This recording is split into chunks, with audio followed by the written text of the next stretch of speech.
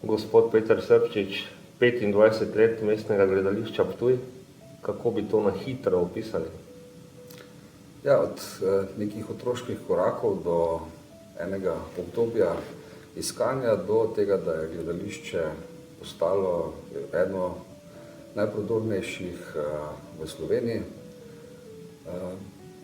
Majhen košček, pravzaprav, glede na to, koliko zgodovine nosi Ptuj, koliko zgodovine ima v sebi ta hiša. Se sploh zavedamo na Ptuju, razen pač nas, ki se s tem ukvarjamo, bodisi s kroniko, bodisi s sodobnim teatrom, za kako staro gledališče gre pri tem?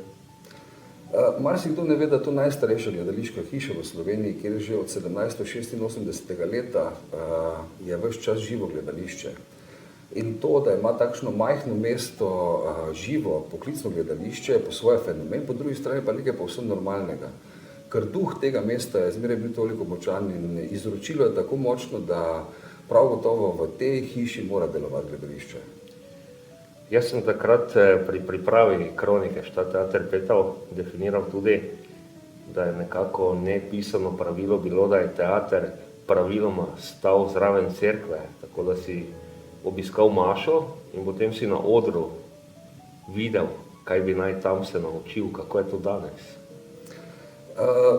Tudi mi se dotikamo duhovnih tem, ne nazadnje, prihodnje leto, ko je 300. obletnica Škofjeloškega pasijona in zdaj ob praznovanju 25. obletnice mestnega gledališča Ptuj smo na oder postavili ravno Škofjeloški pasijon v izjemni interpretaciji režiserja Jerneja Lorencija. Ja, to je hiša duha, enako kot je tisto hiša duha. In zanimiva je ta struktura, ko imaš na eni strani en hram, na drugi strani drug hram, med njima se pa dviga tako ta falični mestni stolp. Kakšno je danes tukaj na Ptuju stopnja zavedanja, da dejansko gre pri gledališki umetnosti za kulturo prvenstveno in ne za zabavo? Zdaj, to je vse odvisno od tega, koliko so ljudje uspeli posvojiti Ptuj kot mesto. To, da je to bilo mesto, ki je bilo vedno večnacionalno, da je bilo to odprto mesto, da so to bila neka vrata Evrope na vzhod, kjer so se stekale ideje, filozofije, religije iz celotne Azije in Bližnjega vzhoda, Afrike. Nekako veliko tega smo izgubili ravno te neke širine, tega mestnega duha. In jaz mislim, da bo potrebno kar nekaj generacij, ki se bodo na nek način vzgojile v to, da bodo polnokrvni meščani tega mesta. Jaz sem tudi takrat dejal, da je zanimiva sama razčlemba te prave besede teater, se pravi, vsebuje ater kot tista temnina, globina vesolja. Kako je to, še enkrat ponovim tudi na tem nivoju, kako je danes tudi s tem?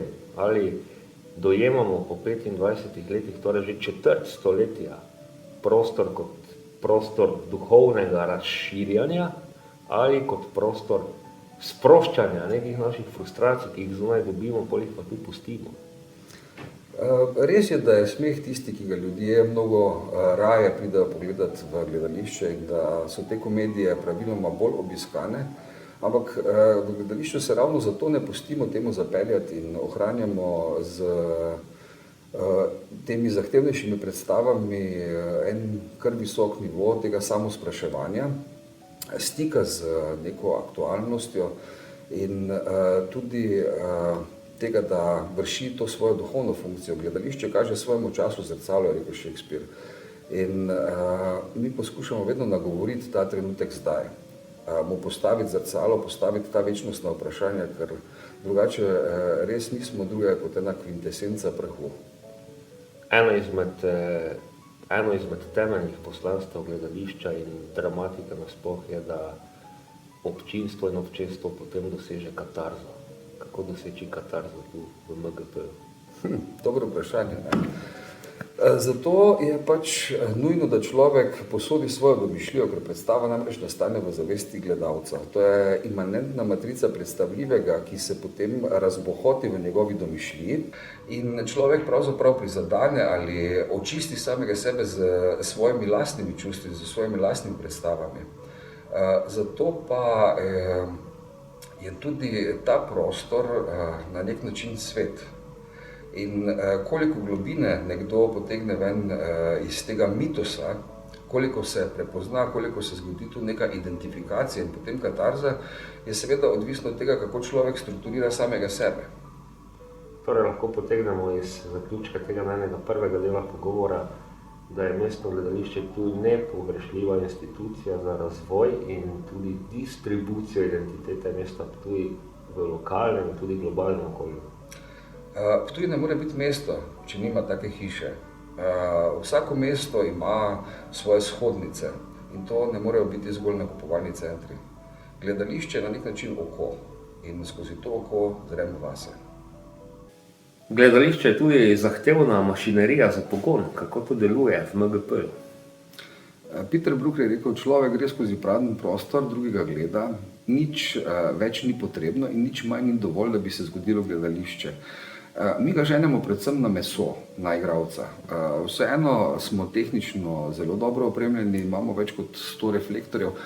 Večino tega ljudje ne vidijo, kar pomeni, da bi morali pogledati za kulisje, da bi videli, kakšna mašinerija je pravzaprav zadaj. Da se za en takšen dogodek na odru včasih peljeta po 2 kamiona stvari, ki so potrebne, da se igralci lahko preoblačijo, da scena stoji, da je vsa ta tehnologija tukaj na razpolago, ampak kot pravim še enkrat, človek, ki gleda človeka, v tem času, ta pristni človeški stik, je pravzaprav nekaj najbolj avantgardnega postalo. Zdaj tako sedimo tu nekako v prostoru za publiko. Kakšna je razlika med uprizarjanjem predstave v šolski telovadnici ali v profesionalnem teatru? Zdaj, če rečemo samo o ambientu kot takem, tukaj smo v hramu.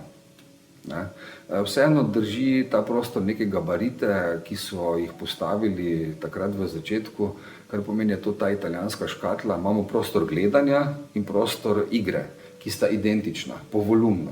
In to je eno nepisano pravilo, ki potem tudi omogoči odlično estetiko.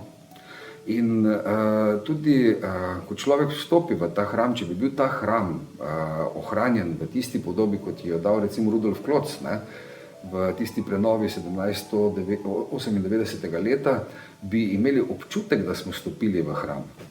Zdajšnja podoba je pač malo skandinavski slog.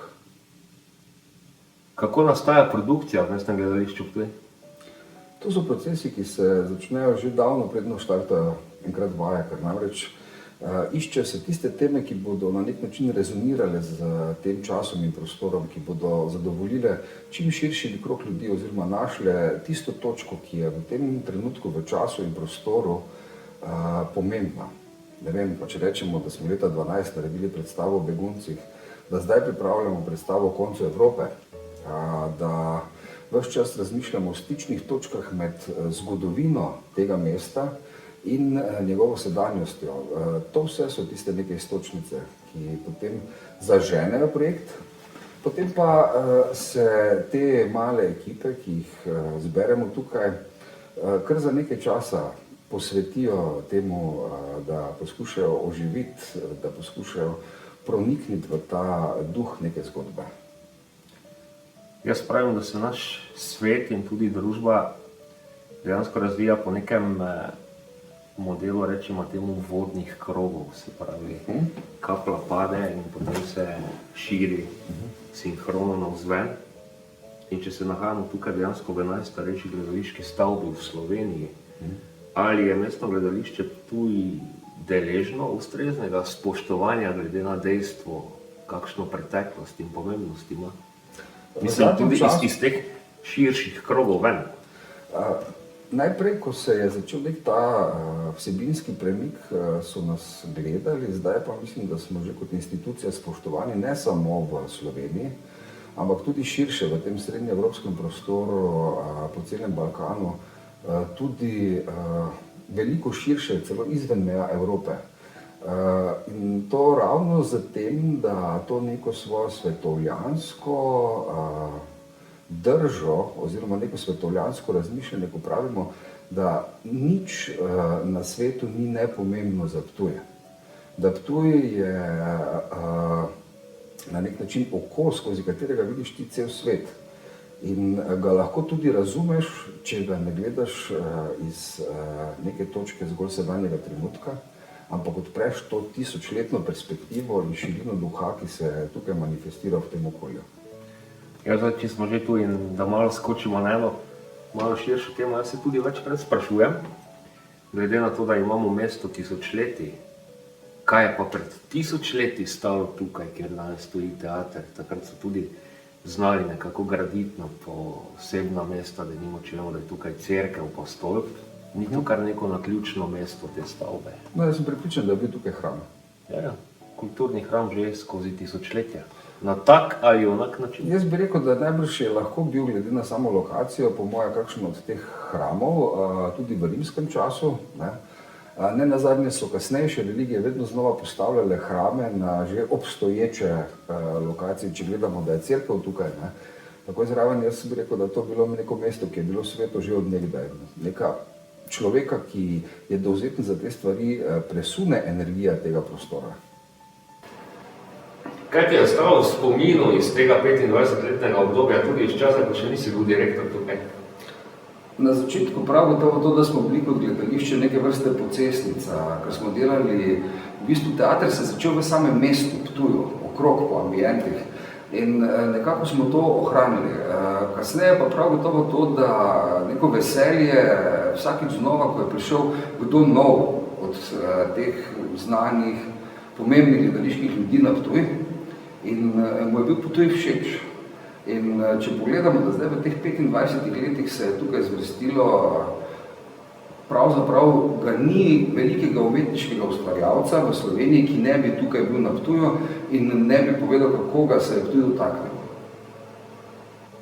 Četrt stoletja je mimo, kakšna je projekcija za prihodnost? Glede prihodnosti si marsikdo danes beli glavo, ampak jaz sem tu prepričan, da gledališče v eni taki točki, kot je Ptuj, bo kvečemu samo še raslo. Dobro, lahko se zgodi, da nas bo kdaj čas malo potlačil dol, ampak energija, ki napolnjuje ta prostor, duh, bo vedno našel ljudi, ki ga mu bodo znali prisluhniti in ki bodo si za poslanstvo vzeli to, da bodo služili veličini tega mesta, tega gledališča, ki tukaj že več kot 200 let prenaša to transcendentalno misel o tem, da je človek kaj več kot samo nek razmišljajoč kos mesa. Da zaključiva tako zelo izpovedno. Jaz preteklih nekaj let v kontekstu Mitreje oddelal svoj pravim Ptuj na zemljevid sveta, itak z zavedanjem, kaj je substanca, materija, ki jo imamo, kako mestno gledališče Ptuj vidiš v procesu postavljanja Ptuja na zemljevid sveta? Jaz mislim, da je to sredstvo proti amneziji. Namreč, mi se moramo začeti spominjati vse naše zgodbe. Nam, ki je bila izročena ta izjemna dediščina, moramo najprej začeti sanjati, prepoznavati, spoznavati, se zbuditi iz tega nekega prepričanja, da smo samo porabniki 20. stoletja, ampak smo dediči ene izjemne zapuščine in v tem lahko prepoznamo svojo identiteto in gledališče je namenjeno ravno temu, da ta mitos pove na način, da bodo ljudje lahko začutili svoje korenine, svoje poslanstvo, svoje bistvo. Kot kronist gledališča od 1786 do 1918 povem, da je bil takrat moto obnove, kjer je dobilo gledališče ta izgled, kot ga ima danes, oziroma danes je kopija tistega, je bil locus communis, argument splošnega. Kaj je argument splošnega danes? Zdi se mi, da v tem času je splošno postalo tako zlorabljen pojem, ker vse se sili v neko osebno, individualno, pozabljamo pa, da smo pravzaprav seskani iz ene iste materije, tako kot je rekel Shakespeare, iz take smo snovi kot sanje. In ne glede na to, kakšno podobo, frizuro, identiteto si nadanemo, vse nas povezuje to skupno bistvo. Na koncu mi vsi smo eno. Zaključimo takole, ker ni bistveno, koliko povemo, ampak kaj povemo, bom uporabil citat iz Fausta: umetnost je večna, kratko je naše življenje. Vita brevis, ars longa. Amen. Amen. 25 let od ustanovitve gledališča je seveda kar lepa doba. Pred 25 leti so torej tisti, ki so to idejo spravili v življenje, imeli neko svojo vizijo, kaj bo to doprineslo temu mestu, in v velikem pogledu so imeli prav. Naše mesto je preko mestnega gledališča Ptuj dobilo tudi v tem delu prepoznavnost. Številne nagrade, številna priznanja so nas postavila tudi na gledališki zemljevid Slovenije, Evrope in seveda širše. Tako da iz tega vidika je bilo seveda opravljeno veliko delo. Gledališče pa, tako kot vsaka neka inštitucija, ki se ustanovi, ima tekom vsega tega delovanja svoje vzpone, svoje padce, svoje izzive, svoje neke smele načrte, ki jih mogoče ne more uresničiti, pa spet drugič nekaj manjše načrte, ki postanejo ene velike stvari. Tako da gledališče je v vseh teh letih živelo, zorelo, dozorelo. Jaz upam, da bo tudi v prihodnje uspešno delovalo. Kot rečeno, vse prepreke, ki nastajajo, vsi izzivi, s katerimi se soočajo, so samo nova priložnost za rast, nova priložnost za iti še višje, delati še boljše, če tudi to pomeni mogoče delati drugače, ampak kakorkoli, gledališče Ptuj ima svoje mesto tudi v našem mestu, v najstarejšem mestu v Sloveniji, in verjamem, da bo tako ostalo tudi v prihodnje. Iz tega mesta pa ena iskrena čestitka ob 25-letnici in smelo naprej.